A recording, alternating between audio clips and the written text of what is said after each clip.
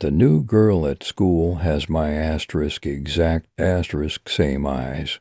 I've always had the prettiest eyes at school. Everyone says so. Other people in my family had the same boring brown ones, but mine are green with gold flecks. Everyone says I should be a model when I'm older, and I probably will. All through school, I've dated all the most popular guys. I love watching them watch me. For homecoming, I'm planning to go with Lee Tucker, the running back. Is already getting calls from a bunch of sex schools, and I've caught him staring at me a bunch of times. There's only one problem. The new girl. Her name is Ileana, and she has my exact same eyes. I saw it the minute she arrived at school. There they were, like looking in a mirror, the same green luster, the exact same gold flecks in all the exact same places, except that she has this pale, blank face. It made me sick to look at, honestly, like putting a $2 frame around the Mona Lisa. Worst of all, no one else seemed to notice how ugly she is. She had barely been at school 2 hours when I saw Lee and some of the other football players chatting her up at her locker. The whole time they were talking to her, though, she just stared down the hall at me, like she was in a trance or something. After school, I saw her sitting on the front of her car in the parking lot, waiting for me. She drives this Frankenstein of an old Camry, complete with a driver's side door with no paint. It's basically the opposite of my cute little BMW. My dad got it for me. Of course, he's one of the top 5 pediatric surgeons in the country, so he can afford it. You must be Alice, said Ileana. I was wondering if we could go get some coffee. She blinked, and TBH. It kind of made my stomach turn, because it was like she was blinking my eyes. Why would I do something like that? I asked. Come on, she said, smiling. We're connected. You can tell that, right? We should be friends. I've got friends, I said. Then I got in my car and peeled away. She stared at me in this super creepy way. At dinner, my dad could tell I was moping, so he asked me, "What's wrong, pumpkin?" And then I told him about Ileana and how she talked with Lee, and about her stupid eyes. My dad practically choked on his chicken parm. You stay away from that girl, he told me. Don't even speak to her. I told him he was kind of freaking me out, but he just repeated himself and then got his worried dad look and said he had to make some phone calls. So, with Dad acting totally psycho, I grabbed my phone and decided to do a little light Instagram stalking. Lee is kind of basic in terms of his Instagram game, but I can't help scrolling through his pics. Except this time, I found like 5 pictures of him and Ileana chowing down on enchiladas at Senior Taco. I screamed and tossed my phone, which totally cracked on the marble floor. Oh well, time for an upgrade, I guess. After that whole incident, I decided that Ileana and I needed to have a little chat. I tracked her down at her locker and asked if she wanted to grab Starbucks after 4th period, and she was totally up for it. At coffee, she kind of stared at me like a shy puppy, looking at me with my own eyes. Every once in a while, she peeped out little questions like, "Do you have any brothers and sisters? And what's your dad like? Why did you move here?" I asked, after playing nice for a few minutes. "Did something bad happen at your last school?" She shook her head. "This might sound silly, but I moved here for you. I've been looking for you for a long time," she said. Psycho, we just met." "Yeah? cool, I said, casually finishing my latte. I better get back to my dad. Say hi for me, she said. Yeah, sure. Dinner that night turned out to be weirdly tense, especially after I mentioned my coffee with Ileana. I told you to stay away from her, my dad said, squeezing his fork so tight his fist turned white. Why, I said, is she like your love child or something? No, he said, just his pager went off. Just stay away. She could be dangerous. I need a few days to figure out why she's here. I really wanted to do what Dad advised. But the next day at school I walked into the cafeteria to find Lee and Ileana fully making out at the corner table. I fully dropped my salad, which got dressing all over my best Jimmy Choo boots. I walked over to them, going full Real Housewives psycho. Who the fuck do you think you are? I shouted at Ileana. I just wanted to see what you like about him, she said. Why you picked him, you know. Or maybe I wanted to know what it was like to kiss him. You've been given so much in your life sometimes I think you don't even realize it. The car, the boy, the money. But are you grateful for any of it? You realize you and I aren't dating, right? Interjected Lee. I uncapped the green machine juice I was drinking and flung it all over them. You're dead, I told Ileana, dead. She licked at a bit of the juice as it trickled down her face. I hope you don't mean that, she said. I wanted so badly to like you, Alice. I wanted to give this whole process some time. Now I'm starting to think I should just get it over with. What the hell are you talking about? I shouted. But by then the gym teacher, Mr. Lowry, was pulling me off to the principal's office. After that whole incident, I could tell people were starting to get the impression that I was the psycho bitch, so I decided it was time to control the narrative. I jumped on TikTok and made a little video explaining how Ileana had come into school to steal my boyfriend and was probably wearing colored contacts to copy my signature look, and how basically she was probably trying to steal my whole identity. I titled it "This Psycho Stole My Eyes" and posted it. Believe me, it got plenty of views, and the comments told me I was totally in the right. Knowing that justice was on my side, I grabbed a large rock from the field by the parking lot and smashed it through the windshield of Ileana's tragedy of a car, which honestly was probably an upgrade for that piece of junk. As the rock rolled to the pavement, I looked back to see Ileana watching me with my eyes and a slightly amused expression on her face. She mouthed words into the wind that I couldn't hear. Before I had to look at her for even a second longer, I got in my car and drove home. I woke up in the middle of the night from a really good dream about Lee and found someone in bed with me. Lee, I whispered, half asleep. Did you sneak in? It said a soft voice. I thought it would be a nice surprise. I looked into my own eyes, blinking back at me. Ileana, I asked. I know we're not sisters, she said. Not all the way anyway, and we never got to be babies together. But we still have time. I started screaming as loud as I could, over and over again.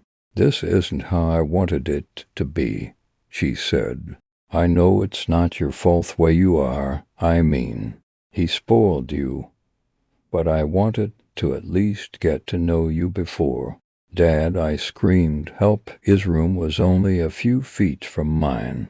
His footsteps should have been thudding down the hall by now. I'm sorry, she said. He can't come, you see. This whole thing, it was really between him and me. I was just projecting a few things onto you, but you're really just another victim here." She got up and looked out at the full moon, examining something in her palm. "I did have a sister when I was born," she continued. "A real one, a twin. They said she died at birth, but something never quite made sense to me. You see, they lost her body at the hospital.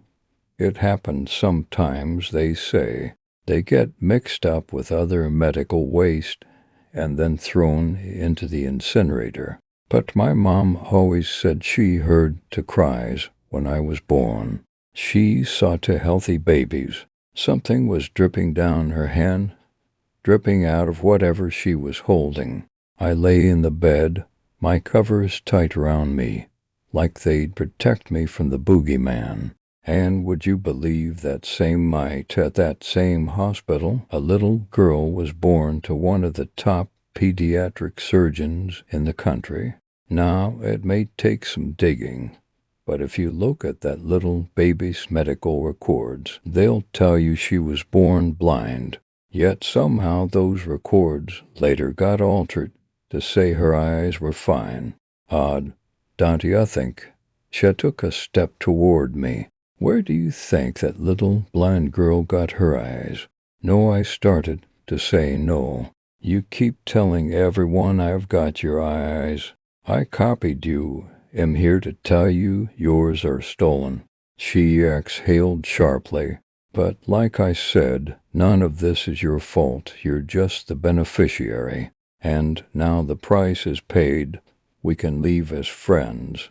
She opened her palm to reveal what she'd been holding all this time, a pair of eyeballs, fully intact and dripping with blood. I knew from their dull brown color who they belonged to. "Dad," I said weakly. "The price is paid now," she said. "It's possible he's still alive if you hurry." She pulled open my clenched hand and put the eyeballs inside. "Here," she said, "you keep them. My dad didn't end up making it. The funeral is coming up this week. At least, everyone at school felt bad for me. They even offered to take me out to a movie. I went, but I wasn't really into it. I just spent the whole time looking over my shoulder, wondering if she was there. The cops are still looking for Ileana, but they don't have much to go on. Apparently, that wasn't even her real name. The police have some grainy camera footage from Ileana at school, but it wasn't really enough to get a description out to the media. I tried to describe what she looked like, but her features are so boring it was hard to even describe them. "Just look at my eyes," I told them, wishing I could rip their stupid faces off. "Just got the same ones." "It's just eyes," said one of the cops. "Not really enough of a detail to go on." "What else have you got?" I shook my head. "Nothing." Story 2. World's best school psychologist. When I was 12, I came to the conclusion that everyone in the world, including my own family, was against me. I was never a problem child, but my parents sure treated me like one. For example, I used to need to be home by 5 p.m. every day. This clearly restricted my amount of play time outdoors. I wasn't allowed to have friends over to play at the house, nor was I allowed to go over anyone else's. I had to finish homework directly after I came home from school, no matter how long it took. My parents refused to buy me video games and forced me to read books and then write a book report on them to prove I actually read it. Now, even though those rules listed above were quite frustrating to me as a child, they aren't what upset me most. What really hurt me was the lack of compassion on behalf of my parents. My mother was a bitter woman who always made me feel guilty of accidents or mistakes I've made. My father only knew one emotion: frustration. The only time he spoke to me was when he screamed at me for receiving poor test scores or beat me for misbehaving. But enough about them. Let's talk about my school's psychologist. For his own privacy, we will call him Dr. Tanner. Like most junior high schools, a psychologist is always available on campus during school hours to assist any students in need of counseling, whether it is emotional, academic, social, behavioral, etc. To be honest, I have never seen any students talking with Dr. Tanner. Every day I would walk past his office on my way to the cafeteria and peek through his door's little window. He would always be alone in there, working on some paperwork. I guessed that most kids were too afraid to speak about their problems to an adult who was practically a stranger. For this reason, it took me 3 weeks to muster enough courage to go into his office. March 2nd, 1993 was the day I decided to voice my troubles to Dr. Tanner. During lunch break, I stood in front of his office door and knocked. Through the window, I could see him raise his head, smile, and motion for me to come in. I did. He greeted me by introducing himself and asking for my name. Dr. Tanner was a very soft-spoken man who seemed to radiate kindness. In less than 30 minutes, I rambled to Dr. Tanner about how mean my parents were to me and how they didn't care about me at all. After a while, my voice began to quaver and I stopped speaking. The psychologist listened patiently to my whole spiel, arms folded and head nodding. I half expected him to begin talking about how everything I had just said was untrue, and that my parents loved me dearly, and blah, blah, blah. But he didn't. Dr. Tanner leaned towards me with a grin on his face and said, "You know, I'm the best school psychologist in the world. I promise we will fix this." I rolled my eyes. "Okay, but how?" I asked. "I have my ways," he replied. "I'm a man of my word. I promise that within just 1 month, the relationship between you and your parents will change for the better, forever." After a brief pause, he continued, "Although I do need you to make me a promise. You have to promise me that you'll come back to my office after school tomorrow, and that you won't tell anyone that we had this conversation today. It'll be our little secret," I promised. The following day, I returned to Dr. Tanner after school. It was around 4 p.m. when I entered his office. After a warm welcome, he asked me to have a seat in front of his desk once again. Upon sitting down, I watched Dr. Tanner close the blinds of the door's tiny window. There, he smiled. "Now we have all the privacy we need." We began to talk about my likes and interests, my favorite subjects in school, my least favorite teachers, and things of the like. About an hour into the conversation, Dr. Tanner offered me a soft drink. I gladly took the offer, considering my parents never allowed me to drink soda. Dr. Tanner reached over to his mini fridge and fidgeted around before setting down to open cans of soda on the desk.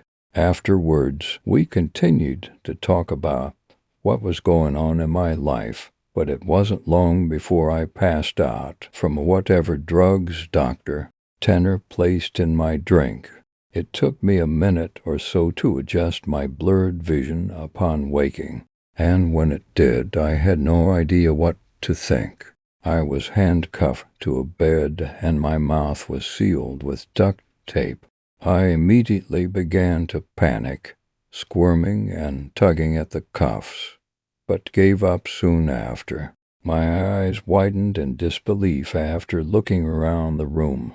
There were posters of superheroes pinned up along the walls, and photographs of famous athletes on shelves. In the middle of the room was an old television and Super Nintendo, various game cartridges stacked alongside it. I didn't know what to think. Here I am in a room filled with items most kids would die to play with. I would have probably cried from joy hadn't I been handcuffed to a bed frame. My stomach sank once again as the door opened and Dr. Tanner walked inside. He sat down on the edge of the bed. "Now listen," he said. "Remember that I'm here to help you and I would never hurt you. Okay?" Dr. Tanner gently removed the tape from my mouth and then the cuffs from my hands.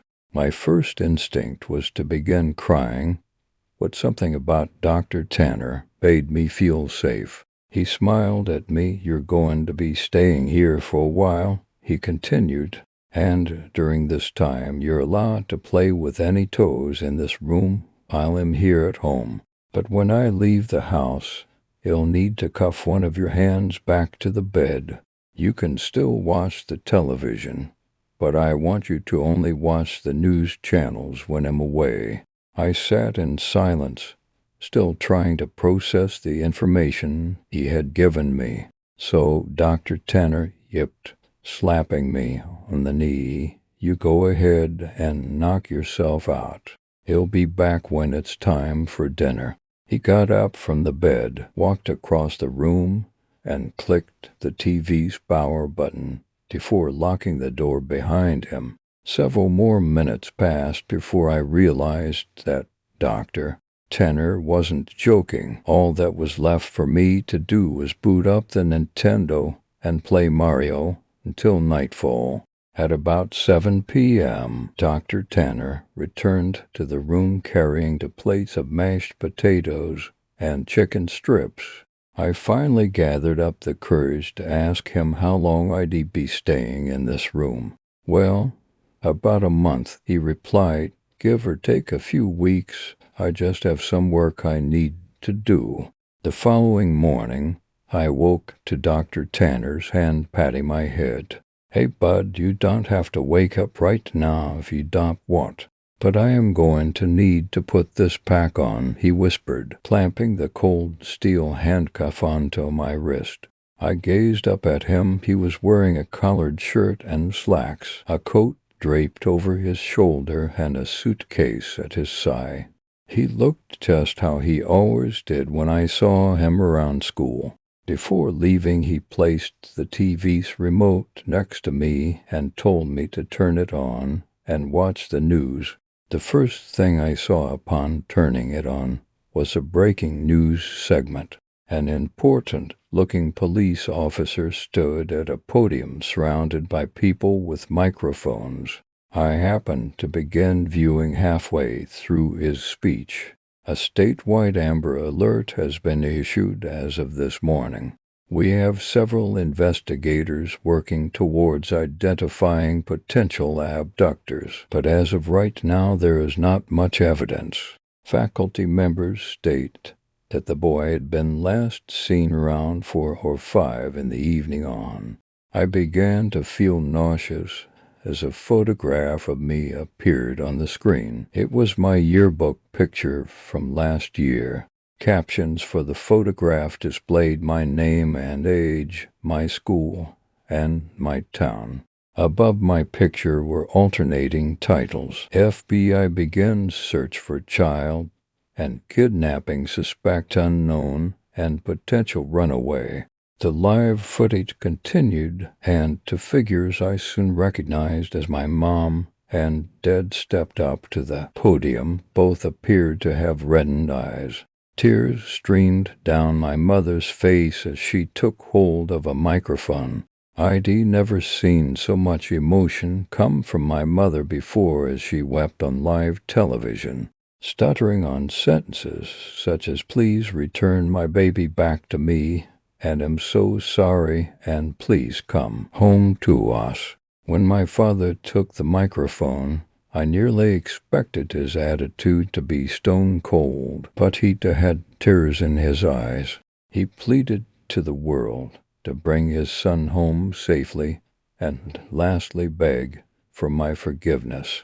I know I haven't been the best father, but goddamn it, do I wish I had been now. Please bring my boy back. I turned the power off shortly after. My emotions were mixed, for I had never once seen my father cry. I felt miserable that my parents were being put through so much, but at the same time I felt relief. I now know how much Mom and Dad loved me. Nearly 4 weeks have passed, and Dr. Tanner has been treating me with the utmost respect. He leaves me in the morning cuffed to the bed frame, but returns in the afternoon to eat lunch and dinner with me, talk, and play games. I never would have guessed how good Dr. Tanner was at Monopoly and Scrabble. But one morning, when Dr. Tanner woke me before heading off to work, I noticed a stern look on his face. I also realized that it was 3 hours earlier than when he usually wakes me. You need to watch the news today, no exceptions. I want you to keep the television on all day and pay close attention to it, he stated grimly. I, of course, complied and watched him exit the room. About 2 hours later, a breaking news segment interrupted the toothpaste commercial I was watching. Citadel Humanuments found. 2 staunch-looking men in suits stood aside one another and began speaking. We are displeased to bring up such unfortunate news this morning regarding our missing child case from earlier this month. One of the men bowed his head while the one speaking shuffled through some papers. He continued, remains of a body have been found in a garbage bag beneath a highway overpass. The body appears to be that of a child, although not much of it is left. The body has been decapitated and much has been burnt to ash and bone. The screen shifted over to a helicopter view of the freeway. Dozens of police cars gathered near the bottom of a tall overpass. The man's voice could still be heard. Within the bag, police found a junior high school identification card labeled as such. The screen showed the school ID card I always kept in my backpack. The plastic was sort of melted away, but my photograph and name were intact. After the 2 men dismissed themselves, the camera panned over to my parents. They were sitting among reporters. My mother's face held a painful grimace, and my father sulked his head down at his knees. I shut the television off. Dr. Tanner returned home very late. He hurried into the room, unlocked my cuffs, and placed a bottle of fizzing water into my hand. He placed his hands onto my shoulders and smiled. I made you a promise, didn't I? I nodded, tears squeezing their way out my eyes. You need to make me a promise again, he whispered. He told me that I needed to drink all the water in the bottle. It would help me sleep, and that from here on, I am never to tell anyone that I ever met him. I promised. I told you and the best school psychologist in the world, didn't I? And he was right. I awoke later that night to find myself lying in the middle of a park, stars shining brilliantly across the night sky. I recognized the park. It wasn't too far from my school. A mile or so down the road, I saw my house. The lights were off inside, but I could make out my father sitting on the step leading to the front door. I hesitantly called out to him. He lifted his head slowly, but when he saw it was me, he sprang to his feet, ran towards me, arms open, yelling my name. My mother erupted from the house behind him. Dr. Tanner was right. Things have changed with my family and I. My parents smile more often and treat me lovingly. I could not ask for a more perfect ending. Every now and then I see Dr. Tanner on campus, talking to Anne from his office. Rarely do we ever make eye contact, let alone speak to one another, but sometimes he'll shoot me a wink and a smile. He'll always keep my promise to him and pretend I never met him, but there will always be one question forever floating in my mind. Who did Dr. Tanner decapitate and throw off the overpass? Story 3. My new school rules. I enrolled in a new school recently, and my first day is just tomorrow. I was getting excited until the principal sent me an email. It was titled First Day Rules. I opened them intrigued to see how much they differed from my old school. If I could chew gum or leave at lunch times to get my own food. But no, these rules were completely different. The email went, "Good morning. It has come to my attention that it is your first day tomorrow, and I can't wait to welcome you here, but our school has a different set of rules for day one as it does any other. Do not try to use a map to find your classes. You will get lost. Instead, follow the student in the green hat. He's your guide for the day. The student in the green hat will never talk to you, and you should never talk to him if you want to make it past this day. You don't want to know what happened to the last outgoing student. You are fine to talk to any other students. What if they try to talk to you about the tomorrow run? Do not trust your eyes. If you see something odd in your peripheral vision, then it is actually there. If the walls start to bleed, notify the janitor. He can be found next to the grandfather clock. When in class, sometimes the teacher might tell you to wait on them outside. Take your stuff and walk out, but if the hallway seems off, go to the classroom next door because you didn't follow Rule 1 properly. Hopefully after you have changed classrooms you will be fine, but sadly the majority of the time you still are. The only way to guarantee safety is to check the clock on the wall. If it has the numbers 1 to 12 on it, then you're fine. But if it has any different array of numbers, then inform the teacher, and if you are lucky, they will change the clock. Lunch will be served as a nice hot soup and a chocolate bar, but when you sit down it will change. No matter what it changes to, if you value your eyesight, eat it all before lunch ends. As soon as 8th period starts, you want to run from the student with the green hat. This period is a game of hide and seek. He will give you a 5-minute head start, and you don't want to find out what happens if you lose. As soon as the final bell rings, do not rush to the same door you used to get in the building. Instead, find the nearest window and jump out. No matter the height, you will probably be fine. If you follow these rules, then you will be safe to come in for a normal day too. Remember, I am not in on the first day, so do not trust anyone who claims to be me, and do not show anyone these rules. Good luck. I couldn't get to sleep that night. I thought about telling my parents, but I didn't want to know what happened if I disobeyed the rules. I thought of emailing the principal back asking if this was some sort of sick joke, but at this point I was too tired and managed to grab a couple hours of sleep. I woke up to my dad shouting from me. I slept through my alarm and only had 20 minutes to get ready.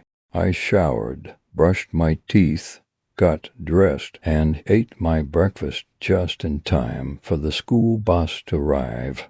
I got on the bus, put my headphones in, and kept to myself on the way to school. Everything seemed normal for now. I got off a surprisingly quick bus journey for the distance and walked to the gate.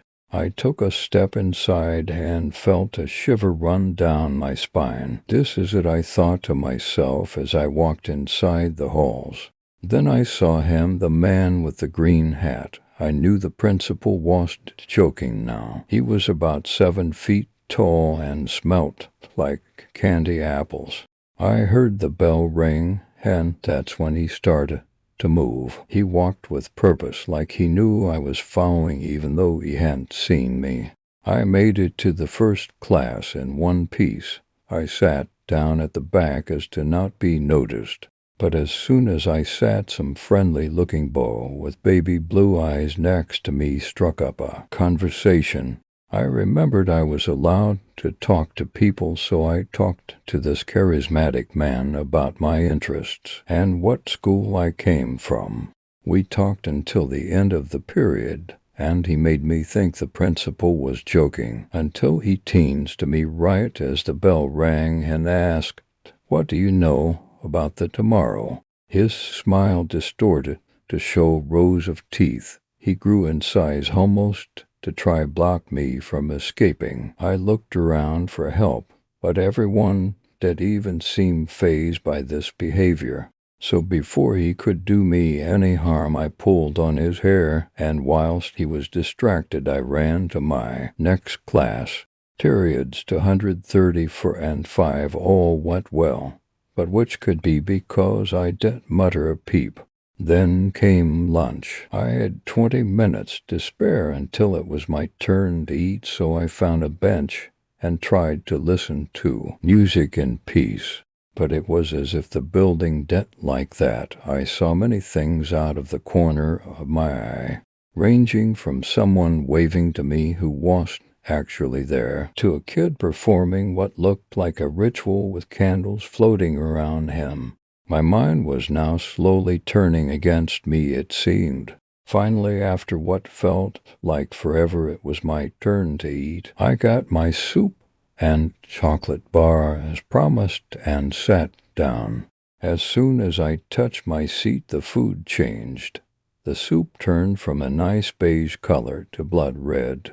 I tasted it, and sure enough, it had the metallic twang that human blood does. That's when I turned to my chocolate bar, still in the wrapper. I opened it to reveal what looked to be the same baby blue eyes from the friendly boy earlier. I nearly screamed, but didn't want any more attention than I already had. So I pretended everything was normal. I quickly gulped down the blood so my eyes didn't end up like this poor boy's, and I pinched my nose whilst praying for forgiveness and ate the eyes in one bite. They tasted oddly sweet. I then put my tray away and waited for the bell whilst struggling to process what just happened. When the bell chimed to signal the next period, I couldn't find the man with the green hat anywhere. I asked many people, all of them claiming they have no clue who I'm talking about. So I ran. I had to leave what could be my life up to chance that I picked the right door. I ran through the hallway until I thought I saw a thing of green through the door. I ran in and sat down silently, praying I got the right class. We got 10 minutes through class with my guard slowly lowering until I was apparently being disruptive and got asked to see the teacher outside. So I packed my bag, walked outside, and looked around. Everything seemed normal until I noticed the roof was slowly closing in. I rubbed my eyes thinking they were playing tricks on me, but they weren't. So I ran until I saw a door. I barged in, and the whole class looked at me. I stared at the nearest clock. I counted from 1 to 12 and let out a sigh of relief knowing I was safe for now. Finally, it came to period 7. I was still shaking. I followed nameless man to our next class, and it went by in a flash. I thought I was in the clear until I remembered rule number 9. I had to hide, and quickly I found the toilets and looked for anything to help. I saw some vents, so I opened it up and popped in. I crawled until I saw the main hallway underneath. I had made it about halfway through this game until I saw a red liquid start to pour out of the walls. It was slowly filling up the corridors, yet no one seemed to notice. I looked around and saw the old, almost falling apart grandfather clock with an old man standing next to it. I had to sacrifice my hiding spot to tell him, but the halls were already ankle-deep in blood. So I popped open the hatch and slowly found my way down. I saw the corridor he was in and quickly looked from side to see if I was clear. I ran down the hallway with my feet drenched in blood. I got to him and notified him of the problem. He thanked me and went into his closet to pick some items up, but I had made too much noise on this expedition. I knew I didn't have much time to hide.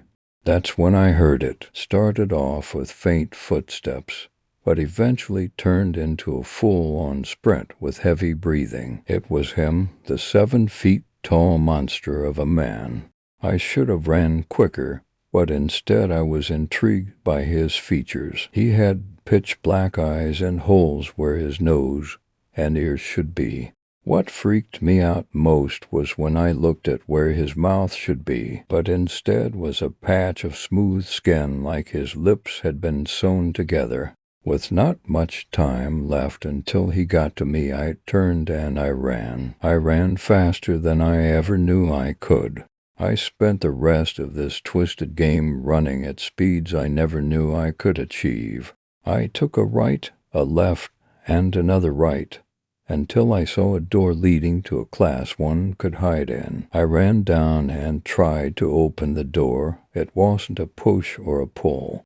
I turned around too quickly to run back, but I saw him blocking the exit. He slowly walked over to me, every step getting louder and louder. He was taking his time as if to taunt me. I screamed for help, but no one could hear me. That's when the bell rang. I cried tears of joy to have survived this horrid day. I ran to the doors marked exit, slammed them open, and jumped down the stairs. I ran as fast as I could to get to the gates, but then they slammed shut. I turned around confused to see the principal. I went up to him and asked what's happening. It was then that my body froze in place as I remembered Rule 10. I had failed. I asked him what was going to happen to me. He failed to give me an answer, but I saw a shortened man with a green hat on. He came up to me and thanked me for freeing him. I was confused until I started growing. I grew until I was 7 feet tall and felt my nose and ears cave in on themselves and my mouth seal over. It was then that the principal finally talked. He muttered, "It is your turn now," placing a green baseball hat on my head.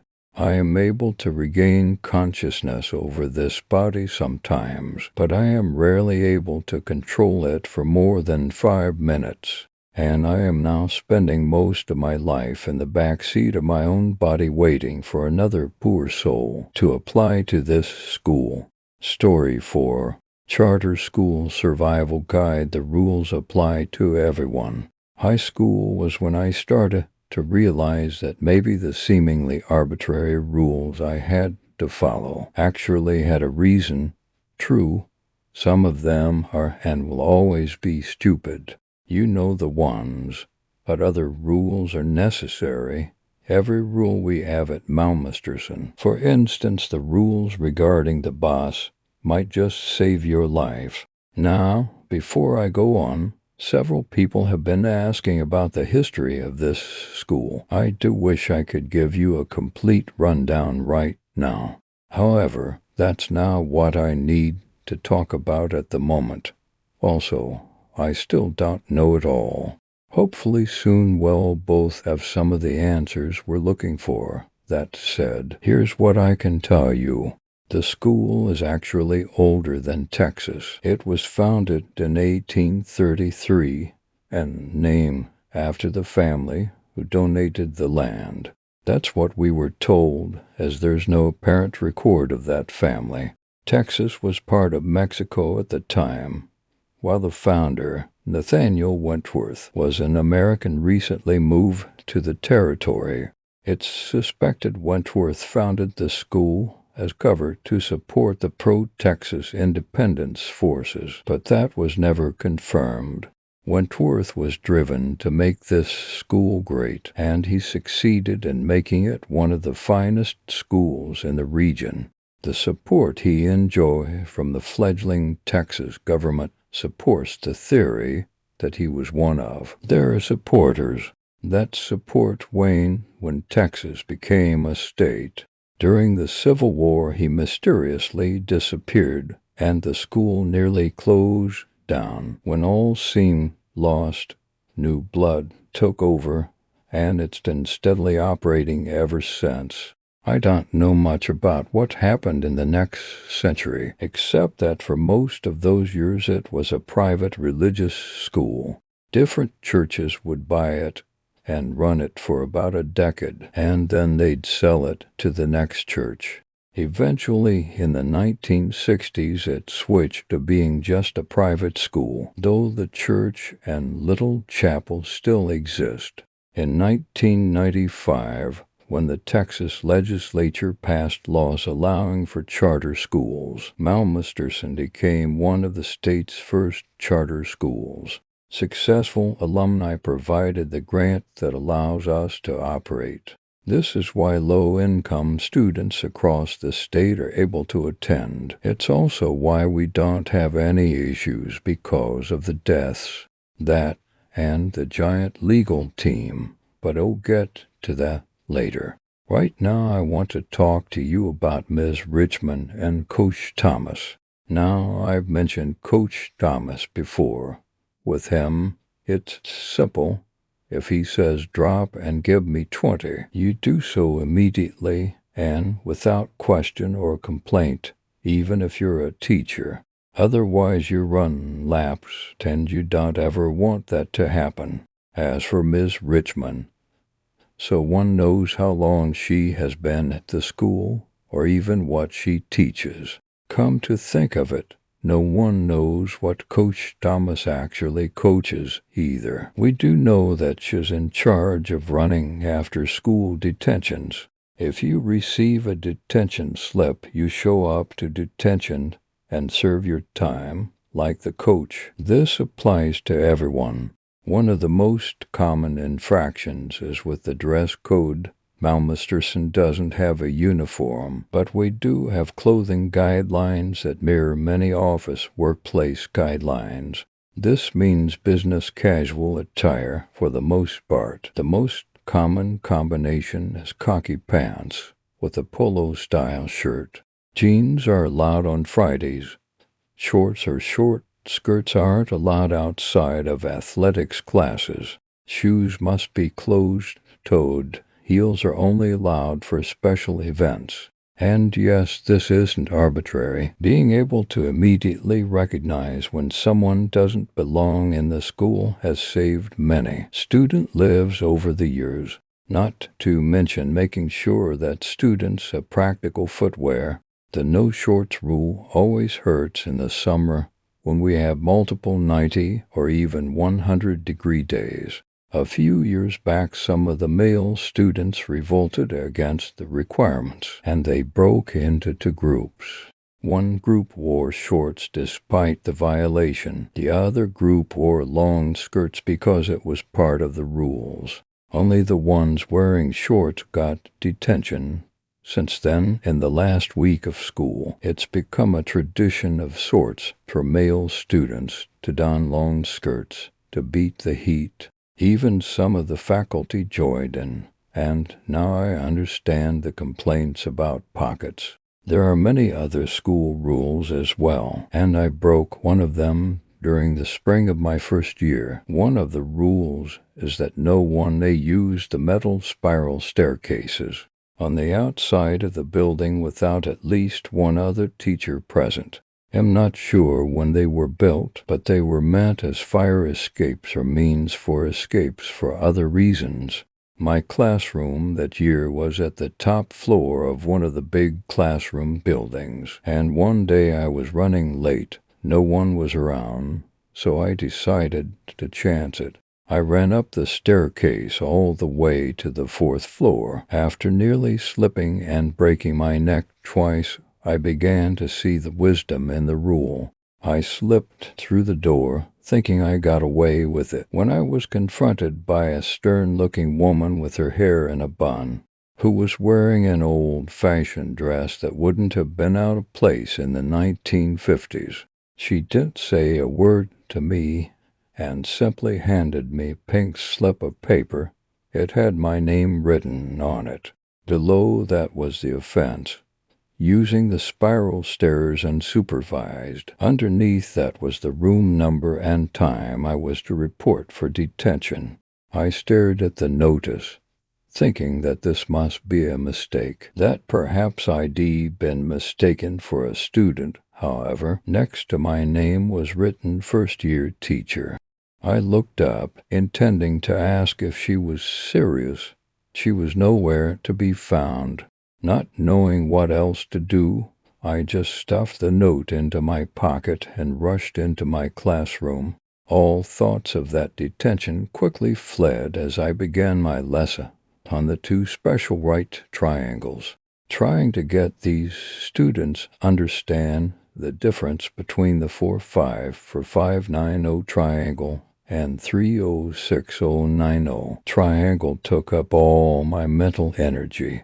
I had a break between the classes, and that's when I pulled out the detention notice and stared at it again.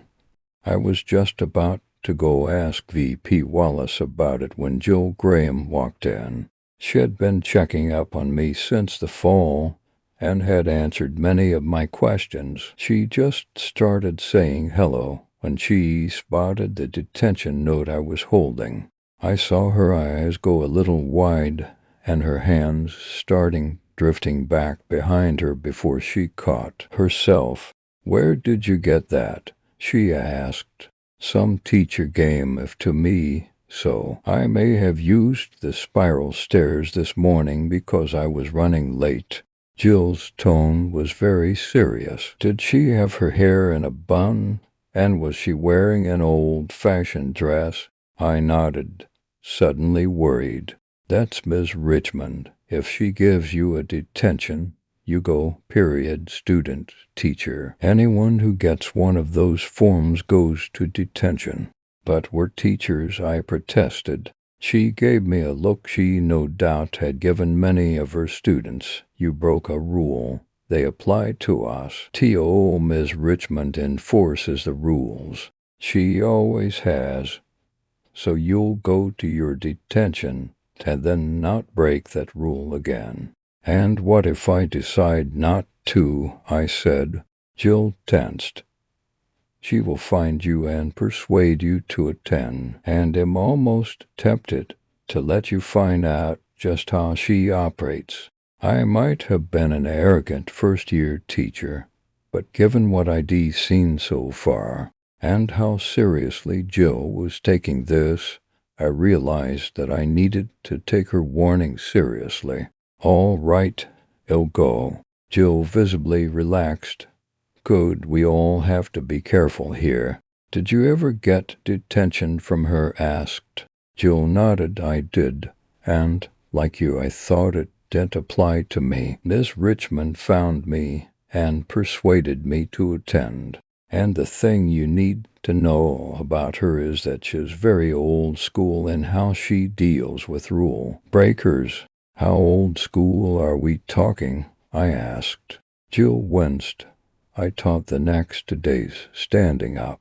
After the rest of my classes, I dutifully headed over to the detention room. It wasn't hard to tell which students had received detention that day, as they all were trudging in the same direction. As I neared the classroom, I spotted Jill, who I figured was there to make sure I went. Her suppressed smirk should have tipped me off. I turned a corner and I saw a lot more teachers in the hallway. I also saw VP Wallace and a few other VPs as well. The VPS gave me stern looks that clearly said, "Don't do this again." The other teachers were less stoic and were clearly enjoying my discomfort. I turned around to see Jill smiling and waving, and I realized that she'd told everyone. I later learned that getting your first detention from Ms. Richmond is a rite of passage here. I entered the room, and of course I recognized several of my students. They began to sicker when a loud smack echoed through the room. Ms. Richmond stood in front of a chalkboard with several rules written on it. No talking, no making any noise. Copy your lines until time is up. The room was half full by the time Ms. Richmond closed the door, and I was the only teacher. Miss Richmond passed out stacks of papers to each of us. When she handed one to me, I saw that she had handwritten something across the top of the first page. I will not use the spiral staircases without another teacher present. Doing so is dangerous and may lead to injury or even death. My life is too valuable to waste it on trying to save time because I am tardy.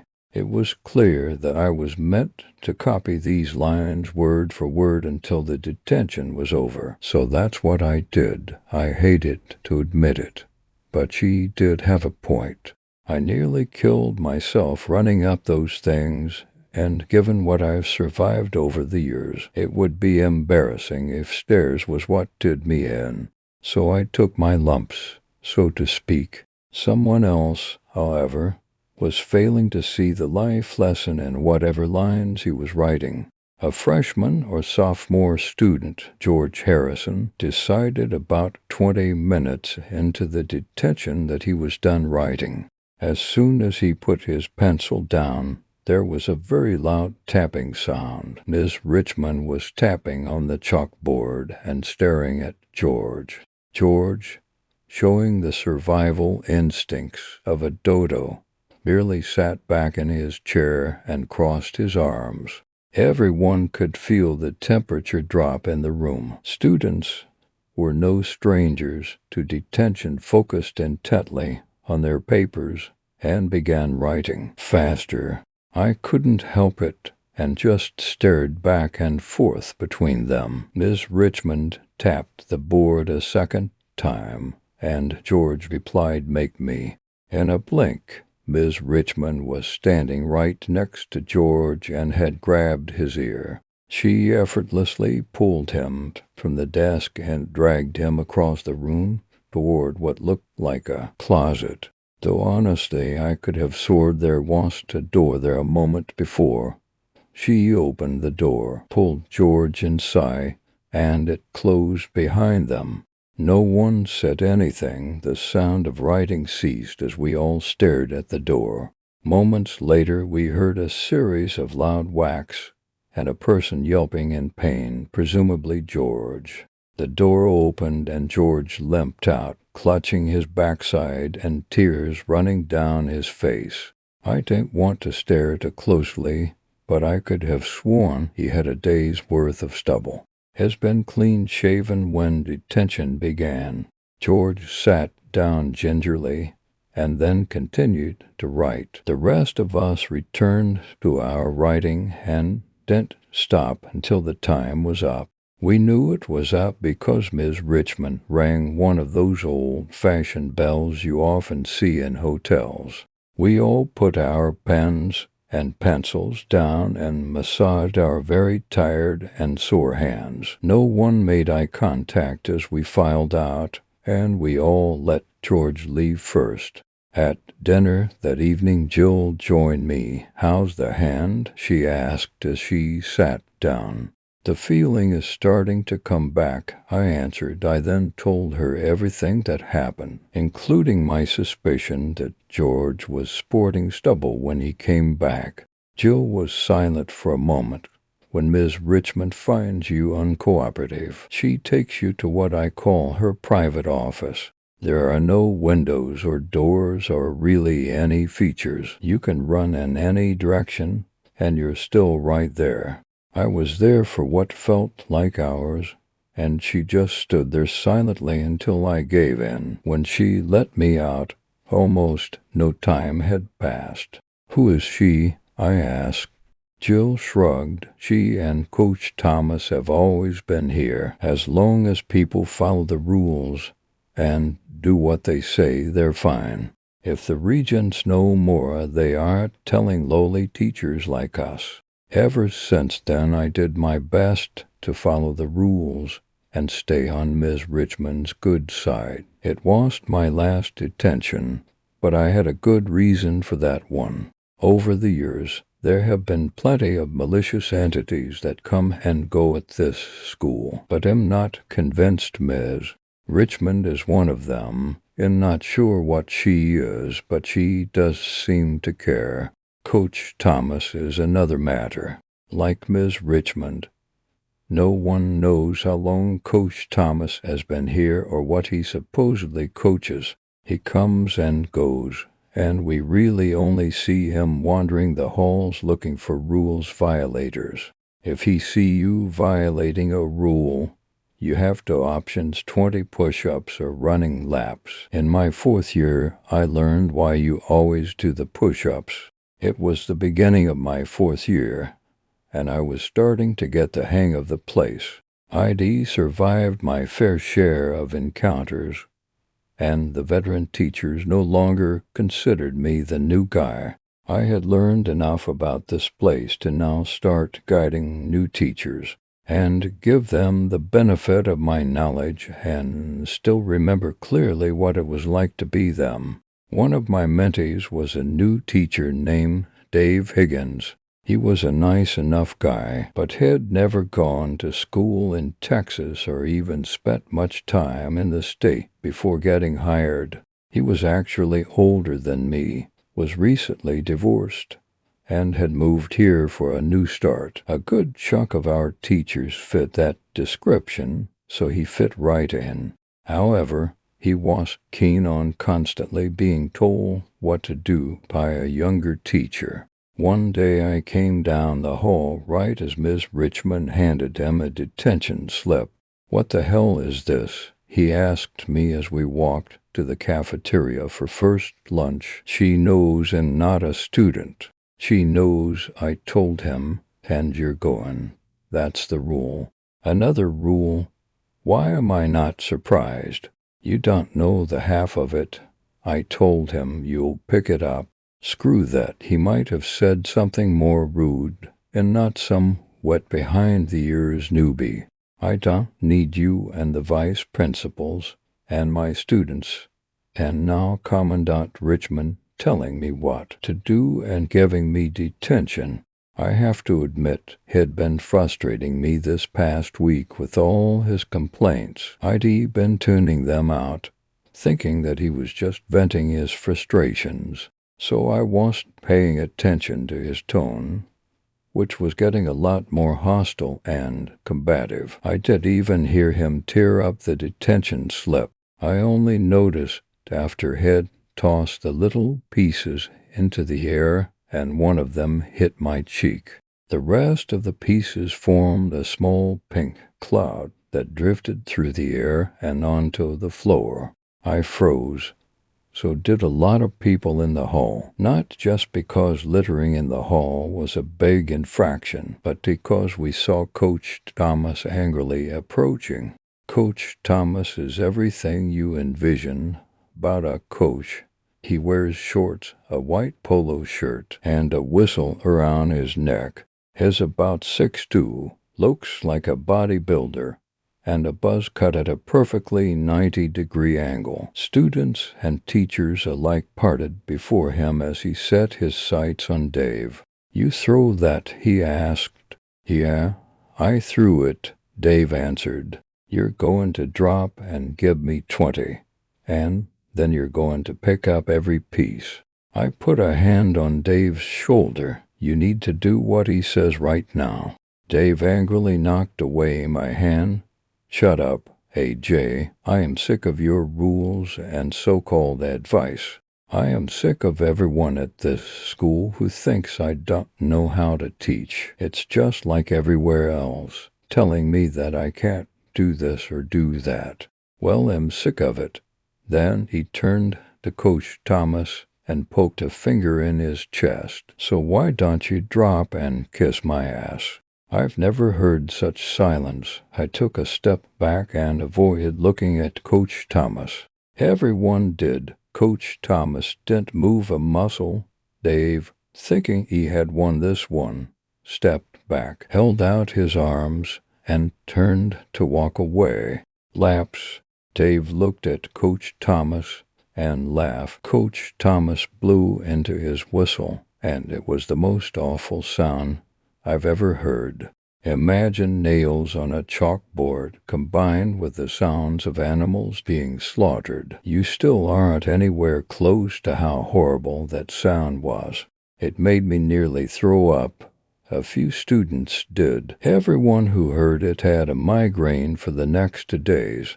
Dave started running. He just bolted down the hall and out the nearest door, with Coach Thomas running right behind him yelling, "Move, move." As I was waiting for the room to stop spinning, I spotted Miss Richmond. She just looked at me and shook her head. As she walked away, I didn't know what else to do but bend down and pick up the pieces of pink paper. "Get to class," called VP Wallace, and the stunned students scattered. As I stood back up, the room began spinning again. That, combined with the smell of vomit, made me throw up. Thankfully, I made it to a trash can and emptied my breakfast. When I was done, I added the pink shreds, never knowing why Dave got detention in the first place. As I stood up, I could hear Dave screaming outside while Coach Thomas kept screaming at him to run. The VP walked over to me, put a sympathetic hand on my shoulder, and walked out of the hall towards the teacher's lounge. The last thing I heard before we went in was Dave shouting, "Please stop." We went inside and Wallace closed the door. "Dr. Bees is going to be helping deal with those students out there," he told me as I sat down. "But he'll make sure she has time for you later today. I know you did your best." "Is there nothing we can do?" I asked. Wallace shook his head, opened the fridge, and handed me a cold sports drink. "You're not going to want solid food until at least this evening. Even then, nothing too rich." I didn't see it coming, I told him. "I did," said Wallace. "You will too, eventually." "But why didn't you do anything?" I asked. "There was nothing I could do, nothing you could have done either. But if you're looking to blame someone, blame me, not yourself. Understand?" He nodded and took another sip of the sports drink. "And yes, I saw the irony. Closing parenthesis. Stay here until it's over." Wallace told me, "No one needs to see what's next." As much as I didn't want to, I later found out what had happened. Coach Thomas forced Dave to run laps around the school buildings until his legs shattered. Even then, he had to keep running as more and more bone shards broke through his legs. Dave didn't stop running until he was dead, and none of us are really sure what finally killed him. Honestly, there's no good answer. We had 2 new teachers the following year, and I made it a point to befriend them both and keep a close eye on them. I think I finally understood why so many teachers didn't leave me alone much during my first years. I think we all have a Dave, and we are doing our best to make sure we don't have any more. That's why I make sure all the newbies, students, and teachers alike know that the rules apply to them. Here at Malmesterson, we have a reason for these rules. They just might save your life. Story 5. Locked down at my elementary school. School lockdown drills are now as common as fire drills. I'm sure every school or county has their own style or individual protocol, but essentially it's the same across the board. Everyone is to get into a classroom, lock the door, turn off the lights, group into a part of the room out of view from the windows and doors, and stay completely silent. The goal is to disappear from whatever hypothetical active shooter is roaming the hallways. Without these drills, well, the same thing would happen as when school shooters first started popping up. Chaos. People fleeing in all directions, creating a frenzy of targets to choose from, and more people would die. More children would die. Was a counselor for an elementary school. My last position was my second, the first being in a hellhole for 2 years. That first elementary school was a mess, mostly because of the principal. He was old and tired, walking the halls with frazzled white hair and wrinkled button-up shirts with no tie. It seemed he was over it all, counting down the days until his retirement. He showed little interest in my role, practically rolling his eyes at whatever issue brought a child to my door. He clearly had the whole this generation soft mentality kids aren't depressed or anxious. They're just whining. He handed out reprimands and punishments without any real investigations and treated the staff poorly. And he slacked on drills. I remembered being horrified on my first fire drill there, standing out in the playground in the near-freezing autumn breeze, surrounded by cold and confused students, as scattered and disorganized as staff tried to somehow get accountability. The staff and I tried to schedule more drills, tried to get him in on planning, but he could care less. Eventually he was relieved when teachers had enough and went to the board, but by then I lost motivation and needed a change. Where I ended up next was refreshing. The principal, a tall and slim middle-aged man with a square jaw and kind eyes, always wearing some version of a cartoon-themed tie, and the staff here take their jobs rather seriously, almost to the point of me feeling too intimidated to share ideas during meetings when I first arrived. Fortunately, I loosened up over time, and when everyone saw how much I cared for the children, I was accepted. I loved it there. I quit 2 months later. The reason I quit is something I haven't quit gotten over. I still dream about it. I still hear the sounds that didn't make sense as they were happening, but came together afterward into a horrific realization. Asterisk, asterisk, asterisk, I had been making my rounds that day, checking on my more needy students during their classes, making sure no one was on the verge of a meltdown or anything. I remember feeling relieved to be walking around because I had been sitting in the nurse's office with the first grader who ran and slipped on the slick floor. The custodian was in the middle of mopping. Luckily, there was nothing wrong with the child.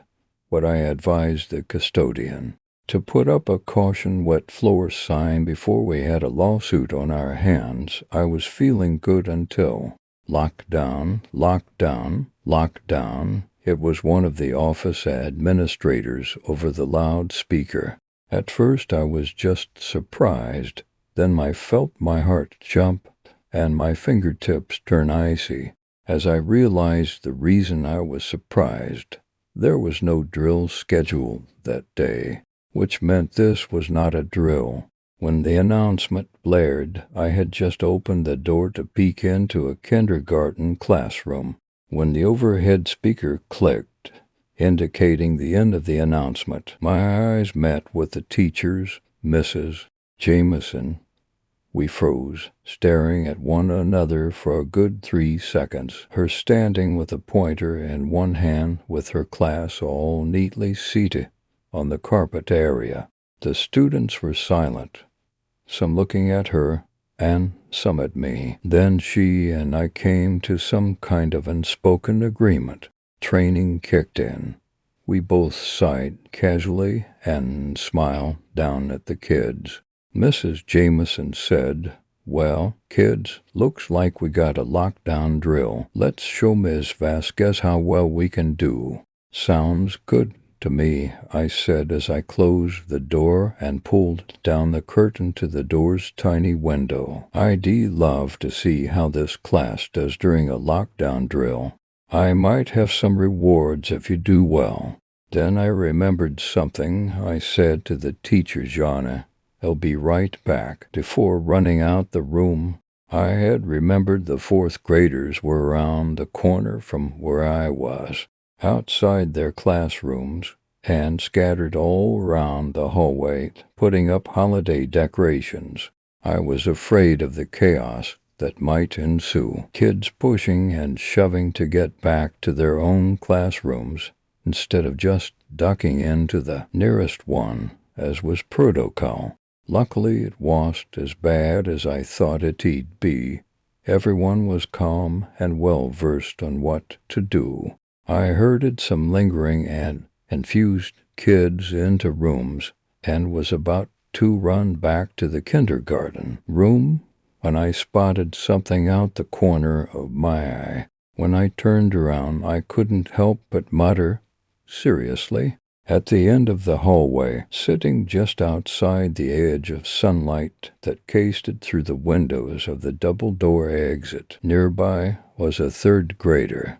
He was curled up, knees to chest, hood pulled over, but I knew who it was. Charlie, probably doodling in his damn sketchbook, listening to music even though electronic devices were banned.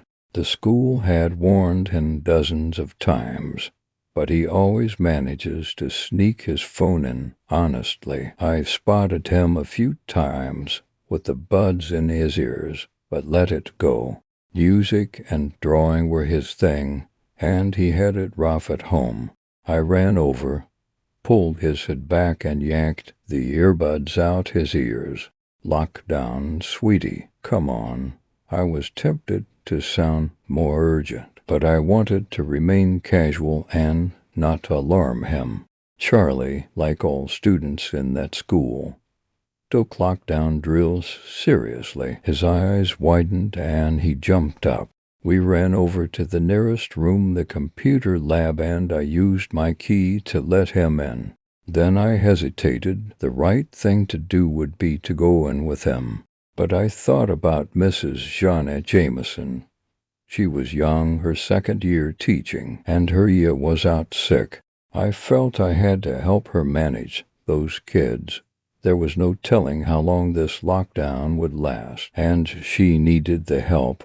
I closed the door, turned. I realized I was probably the last one still in the hallway.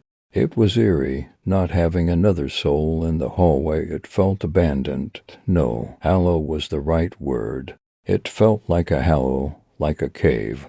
I heard footsteps, rhythmic thuds on the linoleum floor. Boots, no, they were softer than that, although too heavy to be sneakers. Or maybe the person making them were big.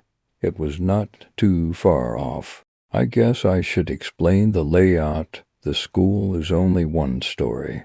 From a bird's eye view, the hallways carve out what looks like two cubes close stacked on top of each other, the top being where the entrance was. Those two cubes were fused together by the same middle hallway. I was at the far bottom of the bottom cube, close to the left corner. The footsteps sounded as if coming down the left side of the top cube, so that if I were to turn down that left corner, I'd end up far away yet face to face with whoever was there. The main problem was that Jana Jameson's room was down that left side hallway. I took off my flats and tiptoed to the left corner. I was tempted to look, to just peek, but at the same time was scared the person would see me. The steps stopped, and I heard a hard rattling. He was trying a door. When it didn't open, I heard him whisper something, probably cursing to himself, before continuing to walk, and it was a him, judging from that whisper. The voice was too deep to be a woman. I don't know why I waited there, listening to the footsteps coming my way. I suppose I wasn't thinking clearly, because I could have just went into the nearest room. Yet I had an anxious, one-track mind of getting to Mrs. Jameson's room. The man tried another locked door, another hoarse whisper. I thought I could just sprint to the room, unlock the door, and rush in. No, he'd see me, and that would only draw attention to Mrs. Jameson's room, thus endangering the children. Plus, what if I couldn't get the key in and unlock the door in time before he ran up to me? I took a backward step, preparing to turn and sprint to the right corner if he got too close, when I heard us shift and echoing steps. I listened and realized he turned down the middle hallway. I drew in a deep breath and exhaled shakily as I braved to peek around the corner. I was right. I saw no one, and yet heard another door being tried, so he had to be down that middle hallway. Then, to my surprise, Mrs. Jameson's door opened without a sound. I saw her face appear within the darkness of the room. Our eyes met, and she beckoned me. I didn't hesitate. I didn't want to wait any longer and risk freezing up. I ran in, made it in. As soon as I did, Jana carefully closed the door. I saw all the kids clustered in the darkest corner of the room, sitting and staring expectantly at me. "What are you doing?" I whispered harshly to the kindergarten teacher. "You are not supposed to open the door during a lockdown." "Well, you're welcome," she sighed. "I just had a bad feeling because you said you'd be back. Plus, after I heard the last door closed, I heard a couple of your steps. I assume they were yours, because they clicked like shoes, and just knew you were still out there." My shoulders slumped. I could no longer hide my relief or gratefulness. "Thank you, Jana." I saw her teeth show in the dark as she smiled. "No problem, just help me keep the kids calm." And we heard a noise outside. It wasn't close, but it was strange, like a heavy thud. "What's that?" asked one of the kids. We shushed him and listened. Silence. Nothing happened for the next 20 or so minutes. Jana and I handed out coloring books and crayons for the kids to color. We made sure everyone for every color. It sounds petty, but the last thing we needed was kids asking to borrow colors and start bickering over it. One of the little girls didn't color. She just stared at us with worrying and waiting eyes. She knew this wasn't a drill. I sat down in one of the small chairs and I signaled her to come to me. She immediately ran over, sat in my lap, and buried her head into my shoulder. I put my arms around her and whispered reassuring words. The rest of the class noticed this, and unfortunately it seemed to make them anxious. Just then we heard footsteps. We all stiffened. The steps were coming our way. Jana and I met eyes. She was completely pale. The footsteps seemed heavier and less rhythmic. At one point there was some shuffling and some rubbing or dragging of clothes. The man must have stumbled and slid against the wall. Was he hurt? Then the steps resumed, getting closer still. My eyes shot toward the door. The girl and I gripped each other hard with rigid bodies. We felt almost fused as one statue. There was ringing in my ears, and my eyes burned as I stared unblinkingly at the doorknob. Then bang, it was as if someone threw their weight into the door. The kids screamed. Jana screamed. I almost did, but instead put the girl down and ran over to Jana and shook her by the shoulders. She stopped screaming, and I pointed to the horrified children. At that moment, intense weight seemed to come upon us. I felt everything fade away. For a moment, the screaming, the darkness of the room, the single heavy knock against the door that followed after the bang, and within our gaze we came to a mutual declaration. The kids, we both thought it. We had to keep them safe. That was all that mattered. The bookshelf, she blurted. I understood and nodded. In response, I said, use the blanket. Okay. She nodded, also understanding. Then we separated. I ran to the bookshelf and began pushing. It was used to hold other supplies like containers of extra glue sticks and yarn, not books, so it was not as heavy as it could have been. But it was heavy. Shannon, I get it. I got it. The shelf slid across the room, getting easier as I built momentum. The kids were still screaming, but had started to quiet down. I glanced over and saw Jana had already draped the ends of a large green blanket over the coat coup, BBY, and another bookshelf so it hung over everyone, like a makeshift tent.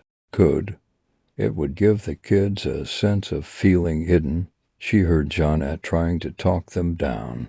By now the man was trying the doorknob, and I heard a low grunt. I kept pushing, and finally, with gritted teeth and every muscle in my body hard as rock, I made it. I turned the shelf the long way and rested it against the door. I turned my back to the shelf and leaned against it. Where's Miss Vasquez? A child cried out. Then the other kids followed and began anxiously calling out to me. "I'm here, guys." I tried to sound casual, but my voice was shaking. "You guys are the fort and in the lookout." Jana said, "Yes, she's the lookout. She'll tell us if we are clear or in danger." Ms. Vasquez or Wecklier, oh highs, the danger was here, but it passed. We're all clear, kids. As I said this, I prayed there wasn't another thrash against the door. There wasn't. It all stopped. The doorknob stopped jiggling. Silence. After a few minutes, I slid down to sit on the floor, still leaning against the bookshelf. As the silence settled in, and I called out 5 all clears to the kids to offer consistent reassurance, my body began to slow settle. The moment that crash against the door happened, I felt amped up, light on my feet, strong. In fact, I remembered when one of these bookshelves were being moved from one classroom to another. It took 2 custodians, grown men, to slide it along with a struggle. I had managed it alone. It was all adrenaline, and now with the kids calm enough to be singing softly along with Jana under the blanket, I was crashing. To top off my sense of ease, I saw flashing red and blue lights coming in through the window. It was over, and I felt sick. I even smelled copper in the air. I rubbed my nose to check for a nosebleed, but strangely saw nothing. I looked at lights dancing across the ceiling. "Yay, guys," I called in the fakest peppy voice. "The policemen are here." They had seen the lights and were already cheering. I tried to say something else, I can't remember what, but it was probably to remind them they still had to remain quiet. Rather than words, I let out a gut-tightening heave. Not much came out, just enough for me to spit. I felt something, since I was no longer sweating and my skin felt cold and clammy. I became aware of some warmth beneath me, like I was sitting in a puddle. I frowned. I sold myself. I thought, great. I shifted to examine my jeans to see if it was urine or feces. I saw a darkness on the beige tile. I hesitantly touched it. It was too thick to be urine, and I didn't smell anything, or rather I didn't smell any bodily waste. That coppery scent from earlier was stronger now. As I leaned away from the bookshelf, I saw the liquid hand come from me, but from beneath the bookshelf. No, not the bookshelf. It came from under the door. A stone dropped in my chest as I realized what the liquid was. It was blood. Blood had been oozing into the room. What the noise came from the hallway, the calm rumble of footsteps, deep voices in casual conversation, and chaotic static from walkie-talkies. The police, and a tense sound like they were in a rush. We all heard them coming closer. Then they stopped walking, they stopped talking. We could only hear. The only thing heard were the walkies. Why were they just standing there? Then someone among them broke the silence with a holy shit. Before a storm of urgent footsteps came and stopped right outside John Jameson's door. Asterisk, asterisk, asterisk. Eventually the all clear was given to every class except ours. John and I didn't protest or ask any questions. We were too confused, too overwhelmed, and worn out. We were at a point of absolute submission because we thought obedience would make things go faster and we can just all go home. I asked Jana for the blanket to cover myself and the pool under me before she turned the lights on and allowed the kids to stretch out. I whispered to her about the blood, and she only threw her head back and closed her eyes as if to say what else. After an hour, the window gates were unlocked. Johnny, the kids, and I exited the class through the window, so we didn't have to open the door and see whatever was happening. I looked stupidly at one of the officers after climbing out the window and said, "I have blood on me." "It's not mine, I just said it. I felt I had to before they noticed it themselves." The officer just nodded grimly, with no sign of surprise. Then he escorted Johnny and I to sit at the open end of an ambulance to be examined. When the medics gave the thumbs up, two officers came over. At first, they just stood there, heads up but eyes staring at the ground. Then they removed their hats and told us there was a dead body in front of John Jameson's classroom door. What do you say to something like that? They paused, as if giving us room to react or respond. John and I just looked at one another. They looked at us. What did they want us to say? As it turns out, they weren't waiting for a reaction. They were giving moment to let that news sink in before they hit us with another.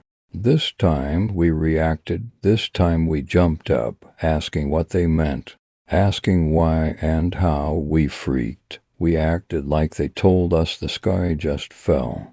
The dead body was the principal. The officers tried to calm us. When we were finally able to sit and listen, one of them offered to explain everything. Then they looked at one another, agreeing on something, before looking directly at me. "We could show you what happened." I tensed up. The other officer quickly added, "From the cameras." "He means you don't have to see him. Watch the recordings." It seemed the invitation was exclusively for me, and Jeanne didn't say anything. At the time, I didn't understand, but looking back, I think everyone felt I had a right to see. I think they felt I deserved a clear story because in the one with someone else's blood all over my pants, I was taken inside the building into the main office. A man with a polo and jeans was seated at one of the administrator's desk, computer ready, waiting for me. With a nod from the officers that escorted me in, the man in the polo hit play.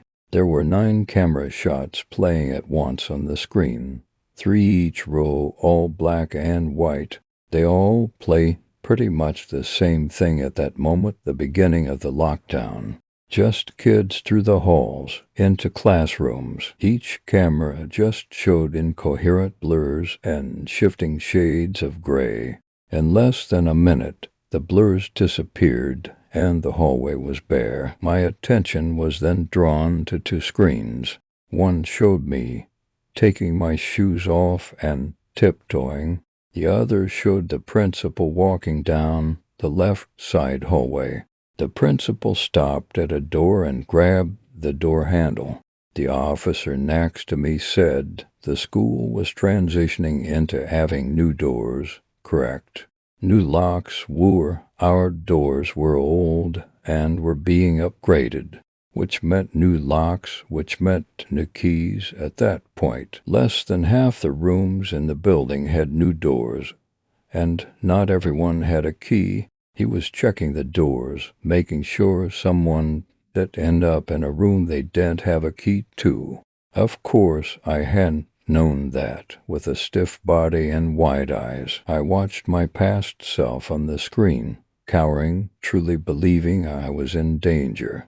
The principal made the turn, and a moment later I was dashing to Jeanette's room. I was gone. Now there was only the principal. After checking a door, he seemed satisfied, like he all was finished. He leaned into the door and seemed to speak before stepping back.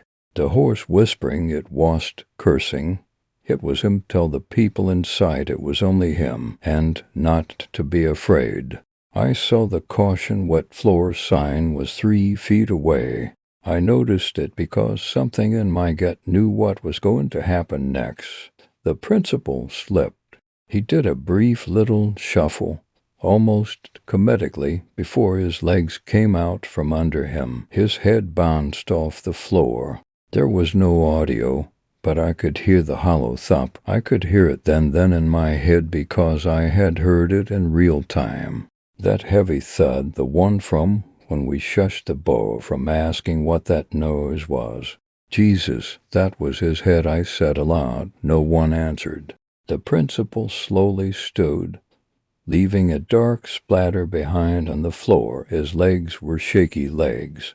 He looked left and right, seemingly confused. He held one hand to his head and began to walk back the way he came. He stumbled, his knees shook. By now darkness was dripping on the floor. Then he slowly sank to the ground as if he was suddenly sleepy and needed a nap. Then he just lay there. The man in the polo moved the computer mouse to slide the time bar to 22 minutes later. As if fast-forwarded, a dark mass appeared and grew into a perfect circle around the principal's head. The video resumed with the principal stirring. He stood and stepped back, seemingly horrified by the pool of darkness. He stepped around the puddle and walked. I squinted and saw he had dropped something. He rounded the corner, making his way to the closest room for help, Jeanette's room. He wavered on rubbery legs. At one point he leaned against the wall as he walked a few steps, sliding along with his shoulder before pushing off and trying to balance again. He finally made it to Jeanette's door and fell against it.